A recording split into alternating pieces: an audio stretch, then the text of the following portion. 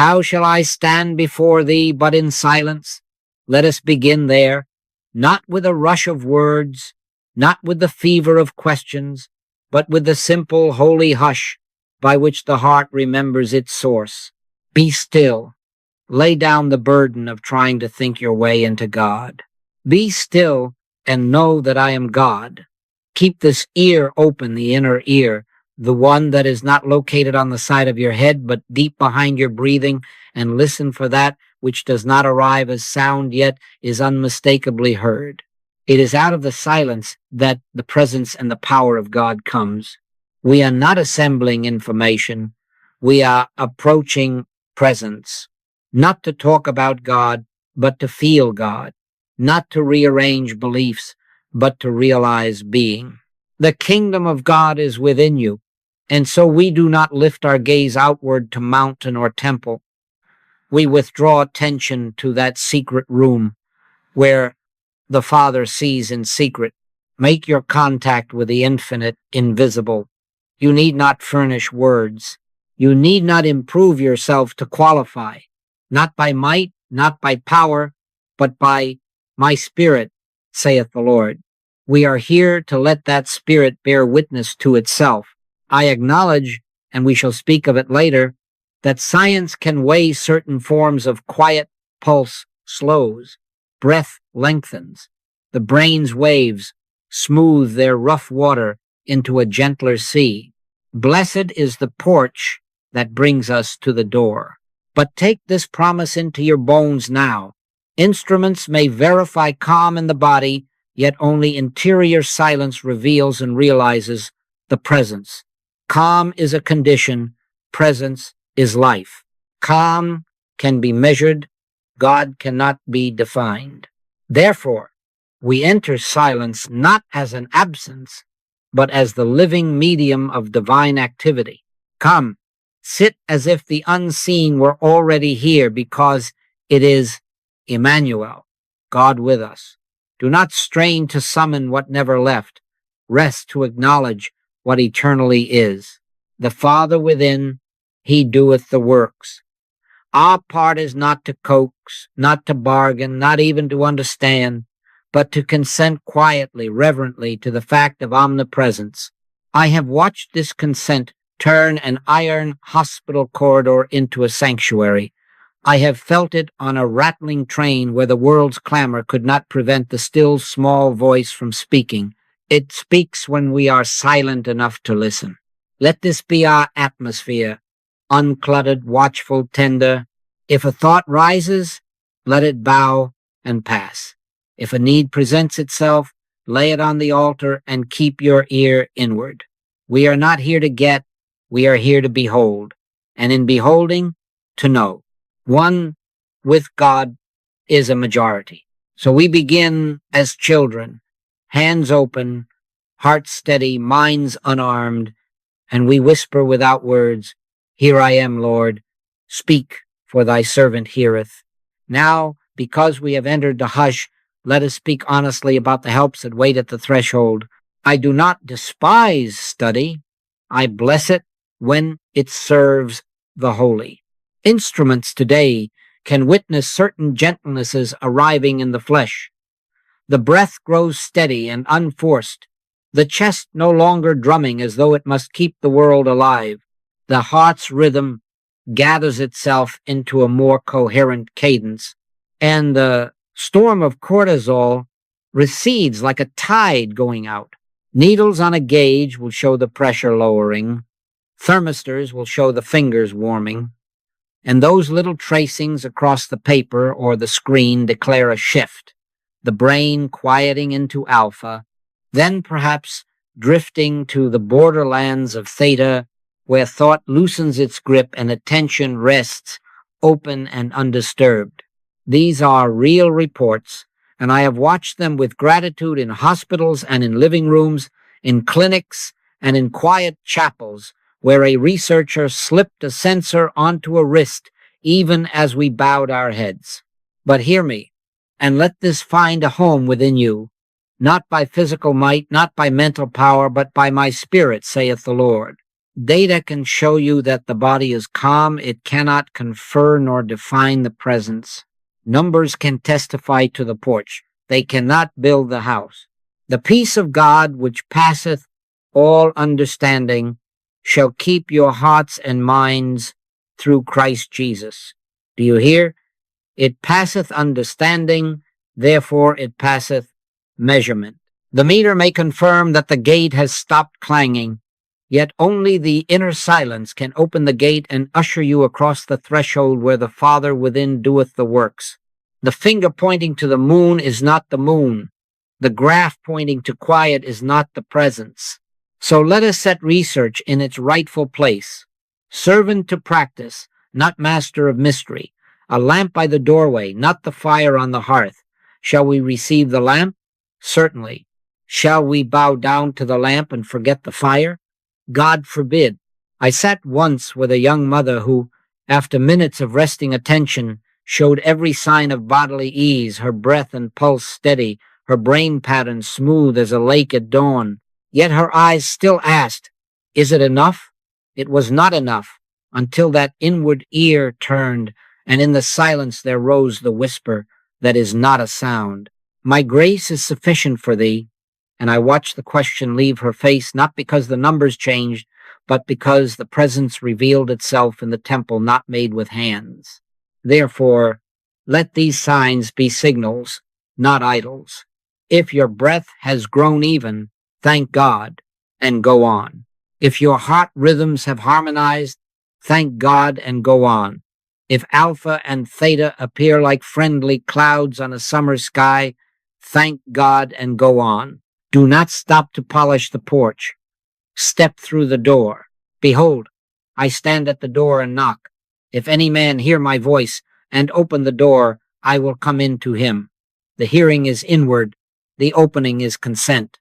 Calm is precious, but it is preparatory. Presence is life. Honor what can be weighed. Seek what cannot be counted. And in that seeking, be still. For out of the silence the presence and the power of God come. Then why, with all these benefits, does the heart still hunger?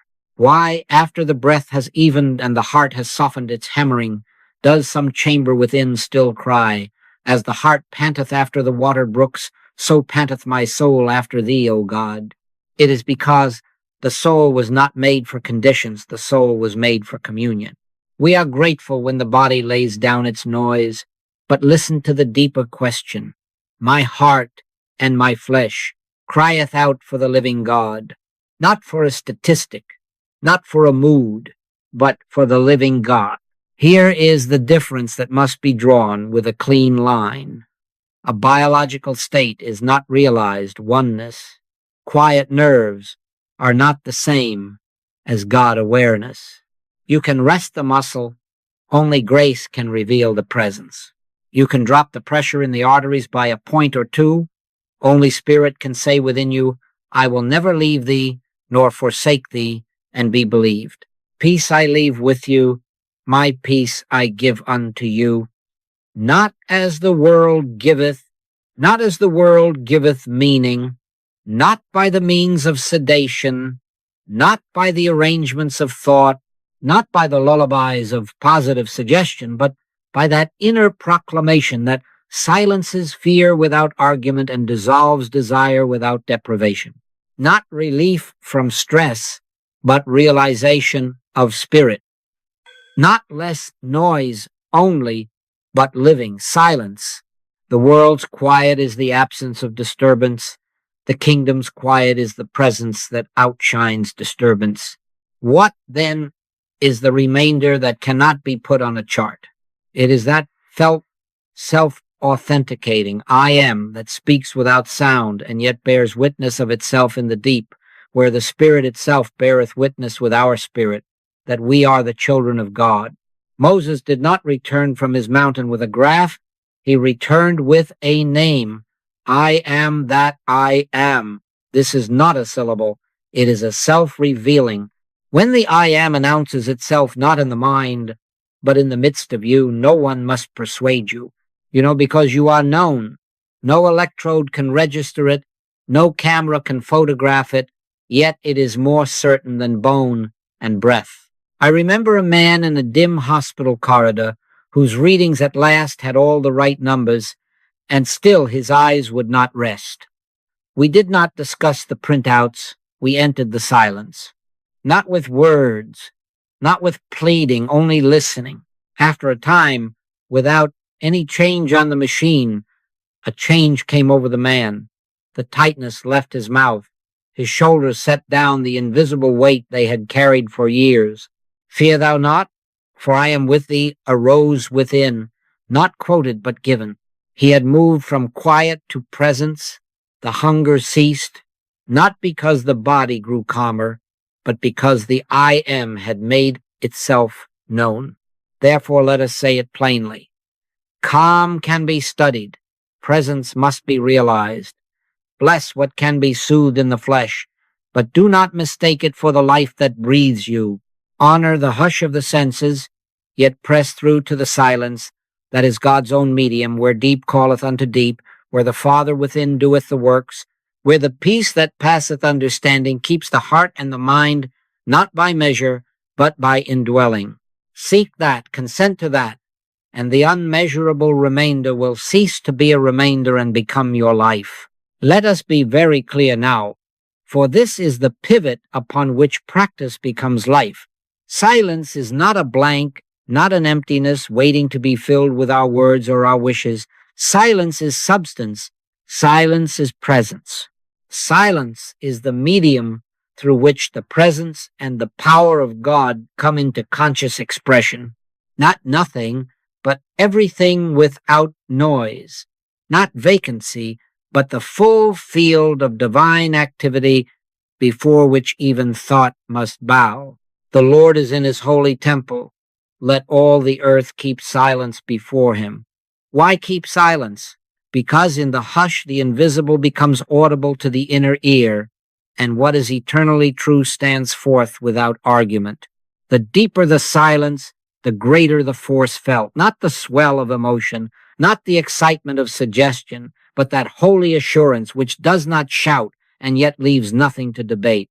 Elijah learned it on the mountain, not in the wind, not in the earthquake, not in the fire, but in a still small voice. And when that voice is felt, there is no more struggling after signs. There is a subtleness that needs no proof. You will know because the fear that required proof is gone.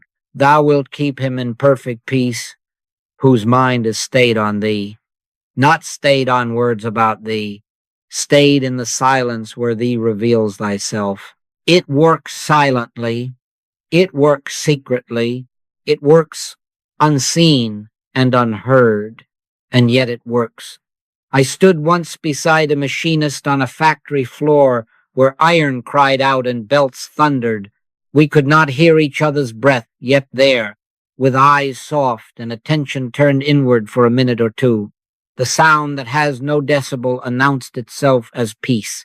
Nothing altered in the room altered in him. He looked up with the mildest smile that ever crossed oil-streaked cheeks, as if to say, "It is well," not because the noise ceased, but because the silence revealed itself as the operative presence.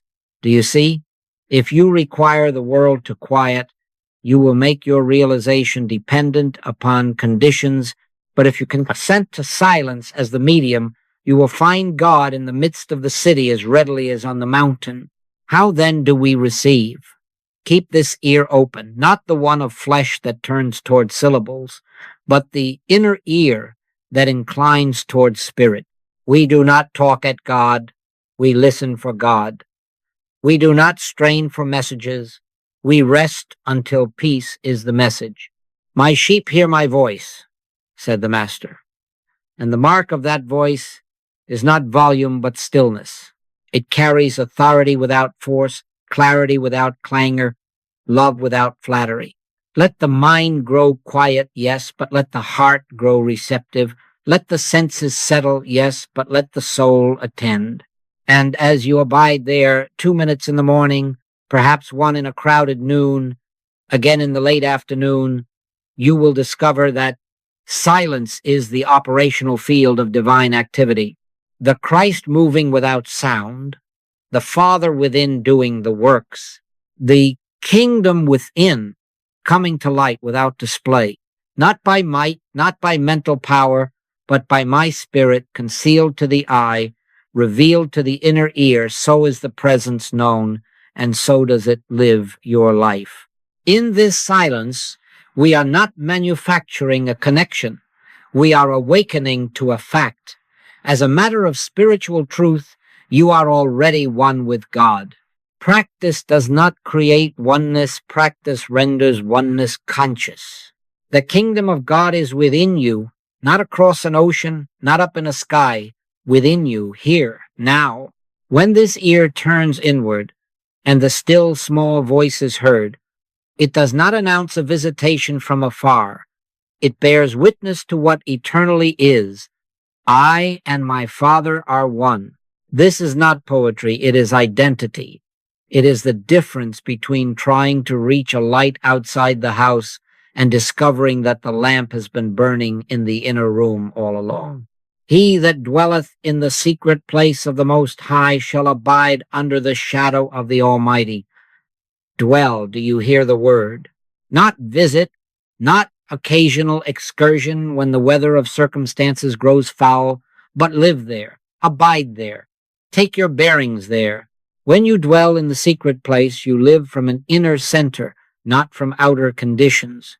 Guidance, supply, safety are not hauled in from the edges of life.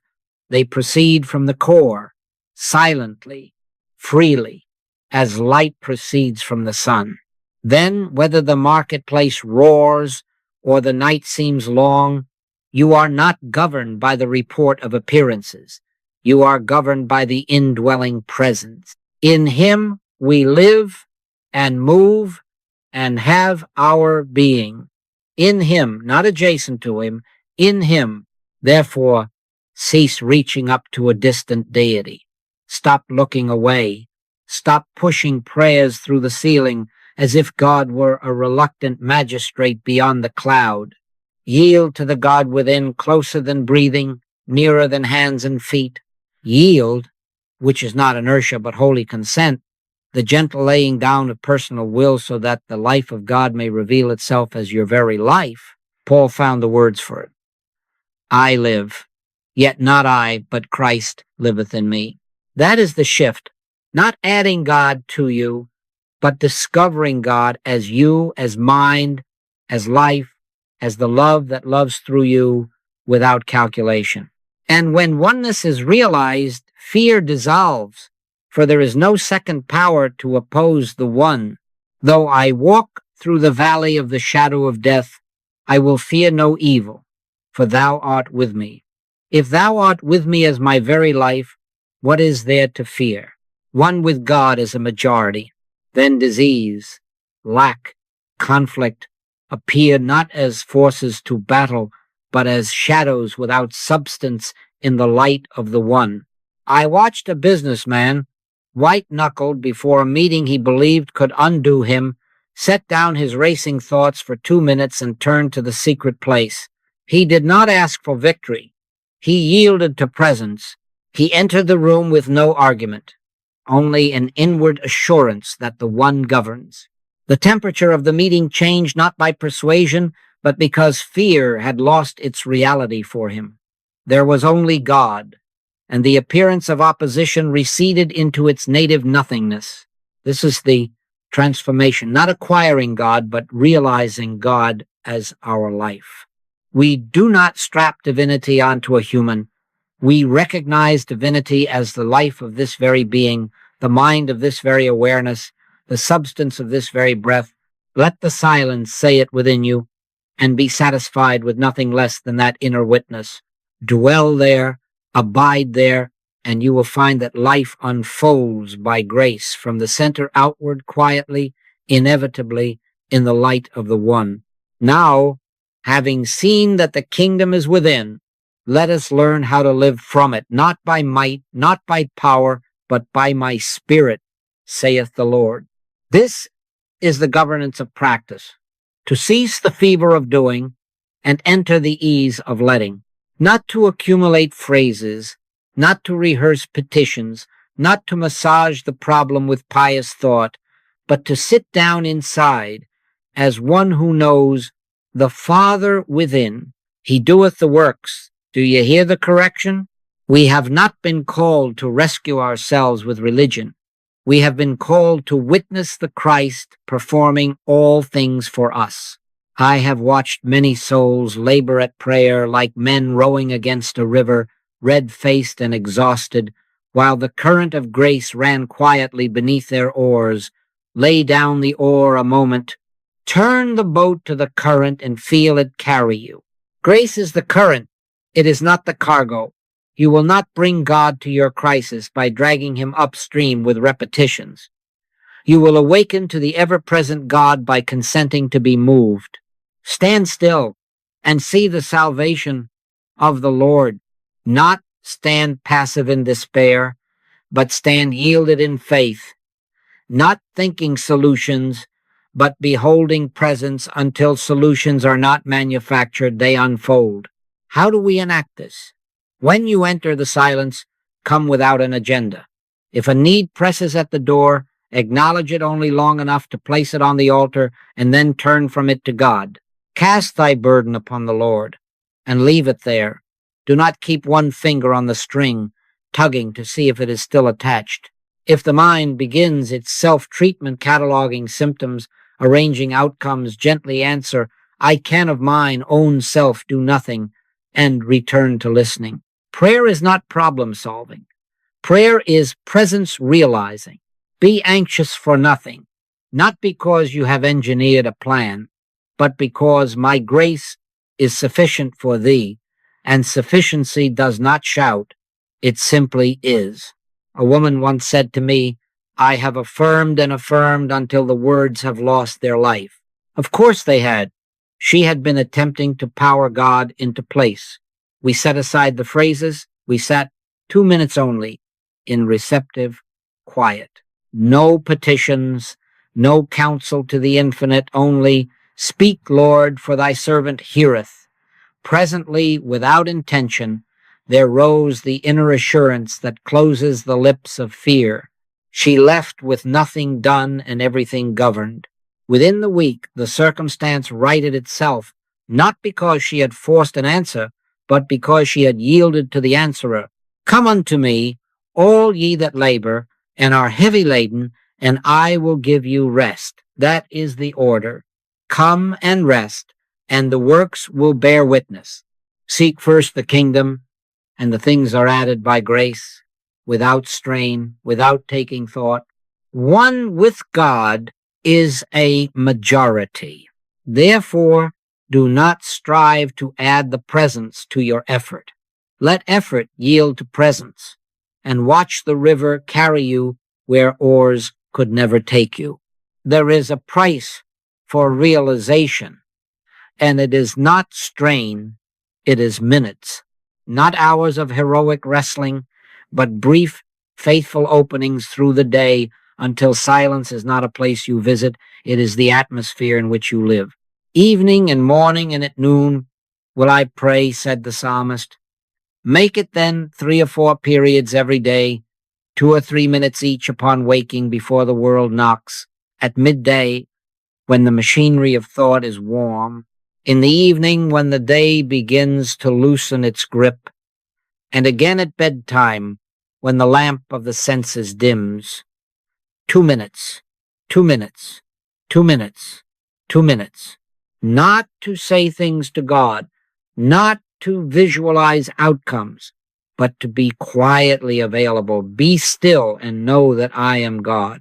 Build around those anchorings a rosary of little pauses, 12 to 20 times a day for 20 to 60 seconds. Turn within, at the sink with water running, at a red light with a foot on the brake, in an elevator while numbers change, between a phone's ring and your answer. Put your hand on the inner latch and let the door to the secret place stand ajar. No petitioning, no arranging, no rehearsed affirmations, only, Here I am, Lord, and a listening ear. Pray without ceasing does not mean reciting without ceasing. It means returning without ceasing to the awareness of God within until awareness becomes abiding. Keep it simple. The mind will try to complicate it. Plans, programs, performances. Answer it gently, not by might, not by mental power, but by thy spirit. Sit down inside, lay down the self-treatment. Listen. If a thought arrives, let it pass like a bird across the sky. If a need presses, lay it on the altar and turn from it to the I am. A single minute of true receptivity is worth an hour of talking. I have watched fervent seekers exhaust themselves in occasional marathons, then grow discouraged when the glow fades. Consistency, not intensity, ripens the fruit. Drops of attention become a stream. Streams find the river discovers the sea. Thou wilt keep him in perfect peace, whose mind is stayed on thee, stayed not by force, but by frequent, loving returns. Tie your practice to the ordinary fixtures of the day, before coffee, before the first letter, before the evening meal, before sleep. Set a small bell, a watch vibration, a note in your pocket, not as a tyrant, but as a friend who taps your shoulder and points inward. If you miss, do not scold. Return. If you forget, do not vow longer sessions. Begin again 20 seconds. Listening. One with God is a majority, and this majority is established not in a single shout, but in 1,000 quiet acknowledgments until it is no longer acknowledgment but realization, no longer visits but dwelling. Short, faithful returns to silence accumulate into stable God awareness, and then the presence that was always present begins to live your life without your managing it, as naturally as light enters a room whose shutters are often simply, mercifully opened. How then do we enter? Simply, quietly, faithfully. Sit where you are, as you are, and let a slow exhale empty the clamor out of the body. Do not attempt to prepare the infinite. Consent to be prepared. Inwardly whisper, "Speak, Lord, thy servant heareth," and then be still. Not speaking at God, not arranging your sentences like offerings, but allowing the heart to open a door the mind cannot engineer. Be still and know that I am God. This is the threshold, the surrendered breath, the surrendered will, the inward readiness that says without flourish, "Here I am." Now attend with the inner ear. Keep this ear open as if a dear friend were about to speak just beyond the border of thought. Not with tension, not with a furrow in the brow, but with that poised expectancy you have known before a beloved knocks quiet, joyful, watchful. It is not outside the skull. It is just behind the breath, just beneath the last word you thought, where awareness turns and faces its source. "My sheep hear my voice," said the master. Notice he did not say, "My sheep manufacture a voice." We are not inventing. We are listening for what already is. You will discover the quality of that listening as weightless alertness, no gripping, only availability. When thoughts come, and they will, do not fight them and do not follow them. Fighting gives them substance. Following gives them authority. Let them pass as birds across a wide sky. The sky does not argue. The sky does not chase. If you find you have wandered, do not scold. Return. Return with the simplest movement. A breath, a whisper. "Speak, Lord, thy servant heareth." And again the ear is turned. In returning and rest shall ye be saved. In quietness and in confidence shall be your strength. Not by might, not by mental power, but by my spirit. This is not work. It is willingness. If nothing happens, do not measure. Remain. The still small voice is not obliged to syllables. Sometimes it is known by the peace that needs no reason. Sometimes by the soft removal of fear. Sometimes by nothing at all you can name, and yet you rise different. In a crowded post office, a clerk once took 90 seconds while the line pressed. He set the bundle of envelopes aside, exhaled, and turned within. Here I am. Speak, Lord. No sentence came, only a hush that rearranged his face and steadied his hands. He returned to the counter, carried, not driven. Close as you began without performance. Do not end with vows, as if grace required your promises to proceed. End with a quiet thank you, not to complete a ritual, but to acknowledge the invisible already at work. Thank you seals the door behind you as you step back into the hallway of the day, not to leave the secret place, but to walk with its air around you. And if the mind asks, was that enough? Answer it gently. I have listened. The Father within doeth the works, then go on, lightly, and keep this ear open. Now keep this ear open and look out from it. For this is the healing vision. God is the only mind. If God is the only mind, where is there a second mind to invent a law against God, a substance apart from spirit, a selfhood to maintain sin, disease, or fear? Hear, O Israel, the Lord our God is one Lord, one mind and one being. Therefore, what appears as error has no law to sustain it, no substance to embody it, no selfhood to act it. It is a mist on the morning fields that vanishes as the sun rises. It is nothing in itself, only a claim believed until the light is felt. We look not at the things which are seen, but at the things which are not seen, not to deny appearances by argument, but to behold God only until appearance yields to reality without a struggle. We do not fight shadows on the wall. We turn to the light that casts no shadow, not arguing with symptoms, not wrestling with circumstances, not attempting to talk storms into calm, but beholding in silence that the Father within is the only cause, the only law, the only life here and now. The Father that dwelleth in me, he doeth the works. When you rest in that, fear loses its oxygen because second causes lose their credibility. One with God is a majority where the one is consciously recognized. What other power can challenge? Jesus on Galilee did not engage the waves. He stood in the government of the one. Peace be still. Peter walked so long as his eye was single. When his gaze fell to the wind, he began to sink. The lesson is ever the same. The single eye beholds God only, and the seeming problem dissolves of itself. I was called once to a home where a boy lay fevered, and the room was thick with diagnoses and dreads, as if specters had taken chairs and were holding conference. We did not begin by disputing them. We entered the silence. We beheld God as the mind, the life, the very I am of that child, without adding, without fixing, without technique. Presently the weight in the room left. As surely as fog leaves a hill, the boy slept. No incantation, no contest, only the recognition that in one mind there is nothing to uphold the opposite of God. Behold, I make all things new, not I, Joel, the I that is God being God. Understand this and be free of strain. Results are not the product of mental operation. They are the sign that presence has been realized. Seek not the sign, seek the presence. Do not sit to make a demonstration.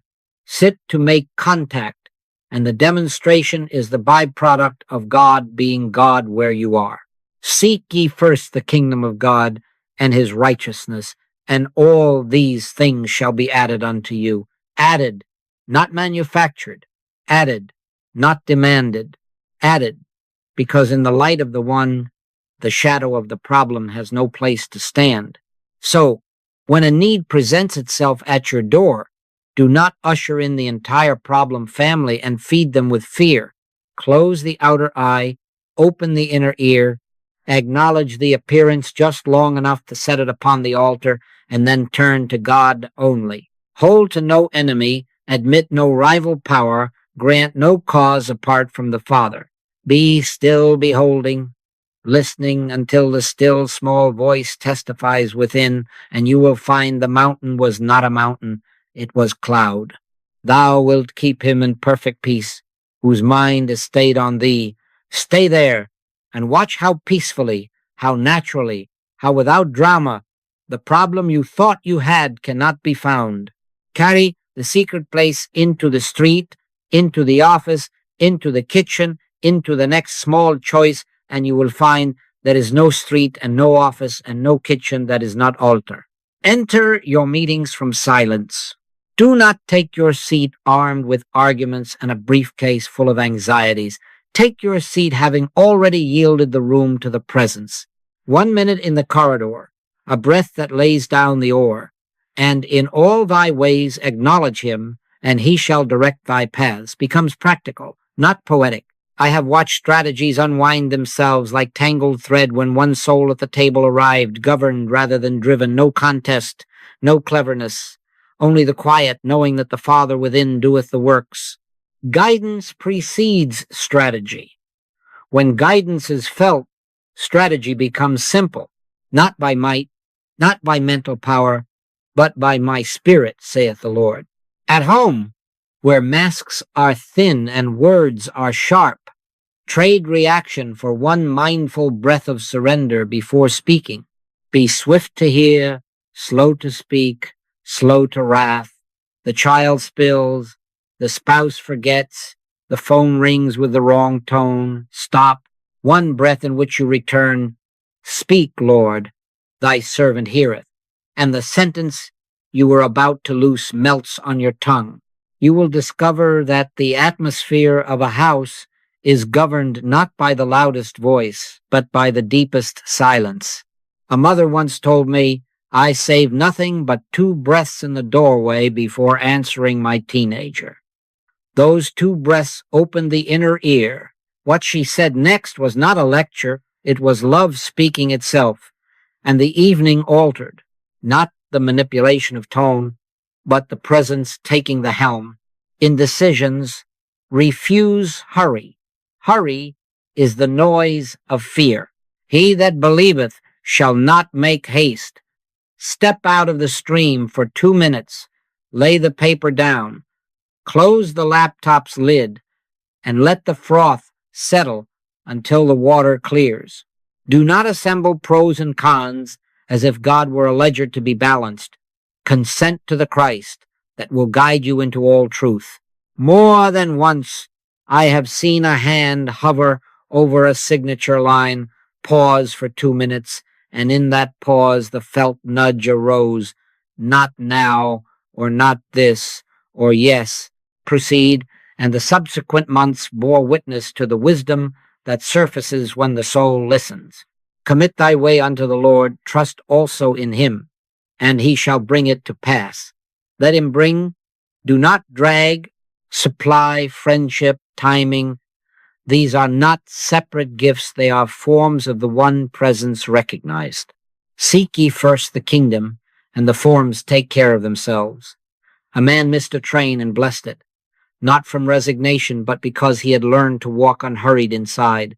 On the platform, the delay introduced him to the partner whose integrity matched his own, and an enterprise was born without strain. A woman stopped praying for friends and began dwelling in the secret place. She found companions appearing as naturally as flowers appear where light and water are. Another ceased pressing the calendar, and the right door opened at the right hour, quietly, irresistibly. The Lord is my shepherd, I shall not want. He leadeth me beside the still waters. Where he leads, want does not. So walk on with the inner ear open. Turn the latch of the heart before you turn the handle of the boardroom door. Lay a breath on the threshold of your child's room. Place 2 minutes between the impulse and the signature. Let your hand rest on the telephone before you dial until the hush says, now. Pray without ceasing by returning without ceasing. until the presence goes before you to make the crooked place straight, stands behind you as rear guard, and lives your life in the street as surely as in the sanctuary. Then you will look up and find that nothing is ordinary, for the kingdom within has come to light without display, and one with God is a majority in the meeting, at the table, and at the crossroads of every hour. And now let us draw the chairs closer, for this table is wide enough to seat the empiricist and the mystic, the skeptic and the devotee, without contest and without slogans. If you come with your graphs and your heart rate variability and your cortisol numbers, keep them, I bless them. Let science be the vestibule, the porch light that shows the nervous system can quiet, the breath can lengthen, the mind can soften. But come further in, cross the threshold where data cannot go and where argument has no office, into silence. Be still and know that I am God. Not be still and measure, be still and know. The vestibule is good. Worship occurs in spirit and in truth.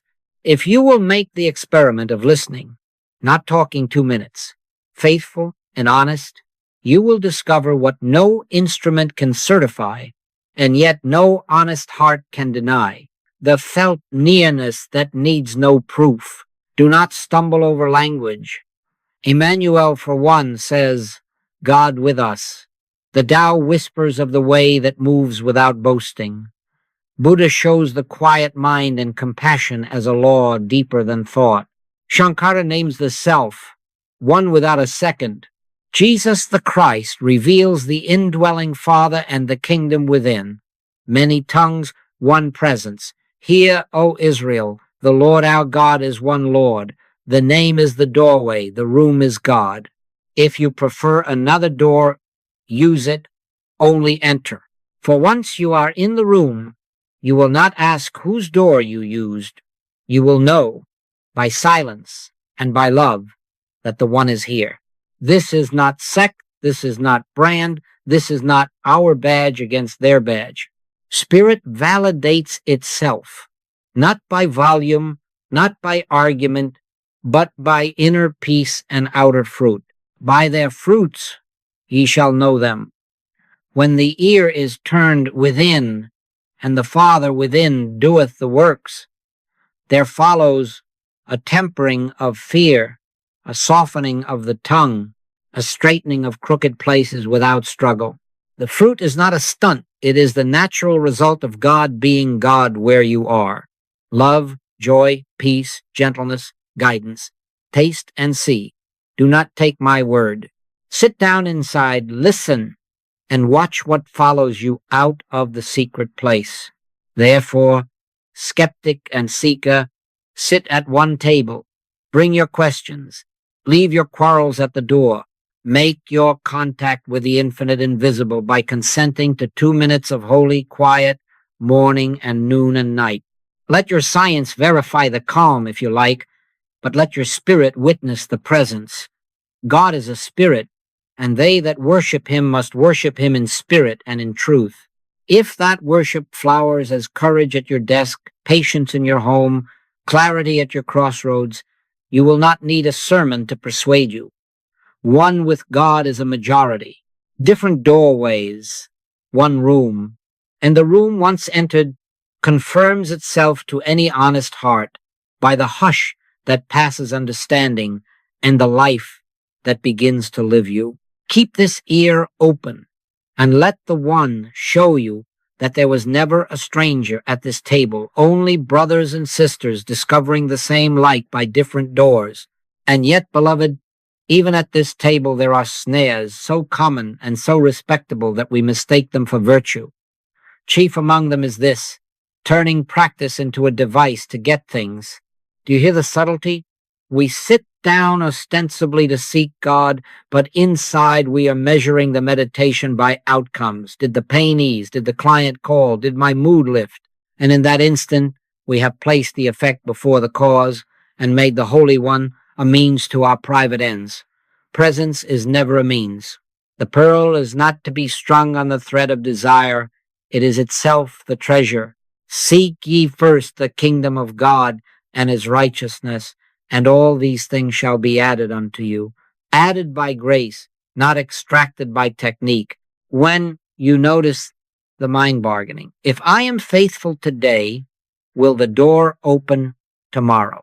Answer gently, no. I am here for God alone. Take no thought for your life, your Father knoweth. Seek presence for its own sake, and let the Christ perform all things for you without your supervision. Another snare is chatter. Beware spiritual talk, even when it quotes verse and sprinkles the air with holy names. Talking about God will not produce the fruits of God.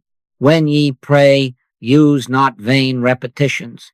I have watched circles form that discuss the infinite for hours, and leave as peevish, as fearful as before. The tongue was busy, the ear within was shut. Let your words be few. Enter, listen, realize, and then let your life speak for you. By their fruits ye shall know them, not by their syllables. If something beautiful is given you in the silence, carry it quietly. Do not rush to market with it as if telling were the same as being. The Father within doeth the works in secret. The works appear openly without advertisement. There is also the drip, drip, drip of distraction news, noise, novelty, that dilutes the wine of silence until it tastes like water. I do not set a law of abstinence. I ask for stewardship. Trim what is not needful, newspapers, radios, screens, opinions, cut them down by 90% if you can, not from rigidity, but from love of the hush. Be not conformed to this world, not as a badge of holiness, but because the world's incessant clamor drowns the still small voice. You will find that 5 minutes less of headlines may yield one unmistakable minute of God, and that exchange is wisdom. Finally, watch for the manager in you, the measurer, the manipulator who takes the helm even in prayer. When you catch yourself grading the meditation, timing the piece, adjusting inner levers to coax results, stop, return. I can of mine own self do nothing. Speak, Lord, thy servant heareth. One breath, one yielded moment, and you are back at the door of reality. Not by might, not by mental power, but by my spirit, saith the Lord. In returning and rest is your salvation. In quietness and confidence is your strength. Seek presence for its own sake, and the signs will follow of themselves: the straightened path, the softened heart, the provision that appears without strain. One with God is a majority, and the majority does not need to advertise, manipulate, or hurry. It abides, and in abiding, all is added by grace. Guard it, then guard the touch. Give not that which is holy unto the dogs, neither cast ye your pearls before swine, not because there are enemies to fear, but because sacred things wither under debate and display. When a hush comes and the heart knows, keep it in your bosom. Do not hurry to say, listen to what I felt, as if sound could hold it. Mary kept all these things and pondered them in her heart. Keep your realization as a lamp within a clay vessel. Let its light leak through your living rather than through your words. Not publicity, but privacy. Not argument, but aura. The Father within doeth the works in secret. The works appear openly in their own hour. Set for yourself one simple rule, simple enough to do, strong enough to hold you to the way. Let no day pass without 4 conscious pauses of silence. Morning, noon, evening, and before sleep, 2 or 3 minutes each. No petitions, no projects. Only speak, Lord, for thy servant heareth. If you forget, begin again. If you miss a bell, do not bargain with vows. Simply return at the next hour. Constancy is not drama. It is devotion measured in minutes. He that dwelleth in the secret place of the Most High shall abide under the shadow of the Almighty. Dwell by returning. Abide by repeating. Let your day be punctuated by God until the sentence of your life reads as one quiet yes. As you keep this pearl, let the outer life simplify of itself, not by rules, not by austerity, but by love of the hush, less grasping at outcomes, fewer inputs, demanding your ear, cleaner focus on the one thing needful. Martha, Martha, thou art careful and troubled about many things, but one thing is needful. Choose the one thing. You will find that superfluities fall away like dry leaves in autumn. Conversation thins to what blesses, schedules lose their busy work, appetites quiet. This is not subtraction for pride's sake. It is space made for presence. The simpler the surface, the clearer the mirror. The clearer the mirror, the easier it is to behold God only. Now trust the timetable you cannot see. Serene, I fold my hands and wait, John Burroughs wrote, and the line is truer in spirit than in poetry. For the earth bringeth forth fruit of herself. First the blade, then the ear, after that the full corn in the ear. Do not pry up the seed to check its progress. He that believeth shall not make haste. In due season we shall reap if we faint not. Your part is not acceleration, but availability, not schedule, but surrender. Be faithful in the pauses, be quiet in the intervals. Let the Christ perform all things for you, not by might, not by mental power, but by my Spirit, saith the Lord. Treat realization as the pearl of great price. Purchase it with your minutes, protect it with your silence, polish it with your simplicity. Do this, and it will deepen of itself, not by the will of man, but by grace upon grace. One with God is a majority. Dwell in the secret place. Keep the door half closed upon the holy, and watch how, without haste and without noise, the presence within becomes the life you live. Now, let us make the experiment together. When we gather, we do not bring our packages of fear and set them on the table. We leave them at the threshold and come of one place and one mind for one purpose only, to realize God. No testimonies, no agendas, no taking up of cases. Where 2 or 3 are gathered together in my name, there am I in the midst of them. Not gathered to talk about the name, not gathered to trade experiences, but gathered in the name that is, in the nature, in the spirit of the one. They were all with one accord in one place, the record says. That is the condition. Not accord around opinions, but accord around silence. We enter, we sit, we listen. The Lord is in his holy temple. Let all the earth keep silence before him. In such a meeting there is no performance and no performer. A simple bell to open, a simple bell to close, and between the bells, listening. We do not whisper affirmations into the room as if we could increase God. We cease from our own words and discover the word that already is. What happens then is a law you can verify. Communal stillness becomes a tuning fork. Strike the Christ note in one heart, and others begin to sound without effort. One flame makes the next more easily kindled. One coal laid with another glows hotter than either alone. The weight you have carried by yourself slides from your shoulders, not because we have shared it around, but because in the hush we discover there has been no weight in God. One with God is a majority, and in the corporate silence, the many yield to the one until there is truly only one mind present, recognizing itself. I have watched this quietly all week in rooms small and large. We did not work on a lawsuit, and a letter came, softening the terms. We did not treat a body, and the fear left with the closing bell. Later, the report altered. We did not counsel a marriage, and yet by evening 2 people found themselves speaking honestly without knives drawn. Seek ye first the kingdom of God, and all these things shall be added unto you. added after, added without noise, added without our managing. By their fruits ye shall know them. The fruits follow the meeting. They do not occur during the silence as displays. Our part is to make the contact. The Father within doeth the works. If you would taste this, let us appoint an hour, a half hour even, and let the rule be simple. Come without problems, arrive a few minutes early to settle, enter quietly, sit as one listening ear.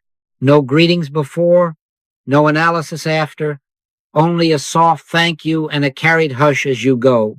Do this weekly, do it faithfully, and watch how the shared quiet magnifies the recognition of the one presence until even the hallway outside feels altered. Not by might, not by mental power, but by my spirit, saith the Lord. One room, one mind, one holy hush, and the life that lives us all, moving without strain through homes, offices, and streets because we dared to be still together and know. When presence is first, the signs take care of themselves. These signs shall follow them that believe. Not these believers shall chase the signs. Notice the order. Goodness and mercy do not run ahead with a whistle to be pursued.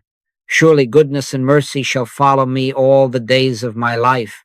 Health, harmony, guidance, supply. These are not prizes for spiritual labor. They are the forms that grace assumes when oneness is realized. They appear as dawn appears, not because you pull the sun by cords, but because light is what follows night when the earth turns. The Father within, he doeth the works, not by might, not by mental power, but by my spirit, saith the Lord. I have watched it as quietly as dew. A woman who had carried a pain as one carries a secret set it down without speech because in the silence she discovered there was no second power to maintain it. Later she wrote, "The fear is gone, and my body forgot to ache." A man facing figures that would not meet ceased pushing numbers against numbers. After a week of faithful minutes, he found a forgotten invoice paid, a wasteful subscription canceled, and a new opportunity. He had been too loud to hear. Supply did not arrive as drama. It arrived as order.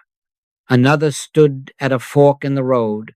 Instead of assembling pros and cons, he entered the inner chamber.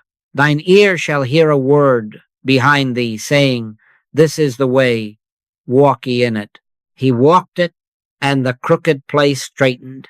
Understand the governance. We do not make a bargain with cause in order to secure effects.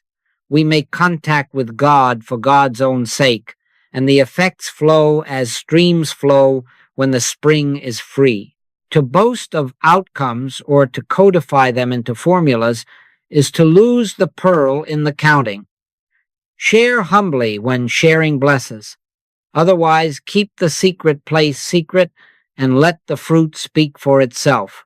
Let not thy left hand know what thy right hand doeth, and thy Father which seeth in secret himself shall reward thee openly. Protect the primacy of presence. Do not teach a method, bear a witness. How then do we close each contact with gratitude? Not as a lever, but as acknowledgement. In everything give thanks. Thank you seals the door. Thank you returns the crown to the giver. Thank you turns the ear again for the next quiet instruction. Do not stop to frame a monument to what just occurred. Keep this ear open for what is already moving to meet you. My sheep hear my voice, and they follow me, and as you follow the shepherd, the signs follow you. Health as ease, harmony as atmosphere, guidance as simple steps, supply as sufficiency, added after, added without strain, added because God is being God where you are. So now, beloved, let us seal this hour. How shall I stand before thee but in silence? We have stood on the porch and found it good. Instruments can weigh a quieter pulse. Graphs can sketch a softened wave, and science has offered its witness that bodily calm is possible. I bless it. Let it stand as the vestibule. but worship is not on the porch. Not be still and measure, but be still and know that I am God. Calm can be verified. Presence must be realized. Metrics can touch the edges of flesh. Only silence opens the door of spirit. If you will remember anything, remember this. We are not approaching information. We are approaching presence. The gateway remains silence. God is a spirit, and they that worship him must worship him in spirit and in truth. Do not be satisfied with anything less than realization. Quiet feelings are not the goal. God realized is the life. Set for yourselves a simple vow, so simple it can be kept, so faithful it will transform. Return to silence briefly and often. Morning, noon, evening, and before sleep. 2 or 3 minutes each, not to plan, not to counsel God, but to listen. Speak, Lord, for thy servant heareth. If you forget, begin again. If you drowse, begin again. If you find yourself pushing for results, stop and begin again. In returning and rest shall ye be saved. In quietness and in confidence shall be your strength. Live by grace, not by your managing. Yield, and let the Father within do the works. I can of mine own self do nothing, not by might, not by mental power, but by my spirit, saith the Lord. Dwell by returning, abide by repeating. Keep this ear open until the inner whisper is more authoritative than any outer clamor.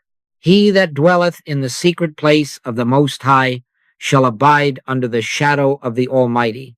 And now I charge you gently, carry this hush into your street and your table and your tasks.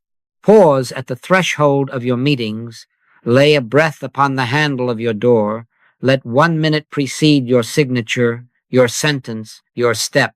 Make your contact with the infinite invisible, and then move unhurried, as one governed rather than driven. One with God is a majority. Do not advertise your practice. Let your life disclose it. Do not chase signs. Let them follow. My peace I give unto you. May the presence you consent to in silence become the atmosphere you breathe, the wisdom that chooses, the love that speaks itself through you without strain. So I bless you. May the Lord bless thee and keep thee. May the Father within do the works as you rest and listen. May the still small voice be clear, the hand upon your shoulder steady, and the path before you straightened without noise. Live by grace in the silence, and the presence will live your life. Keep this ear open. Go in quietness. Dwell in the secret place.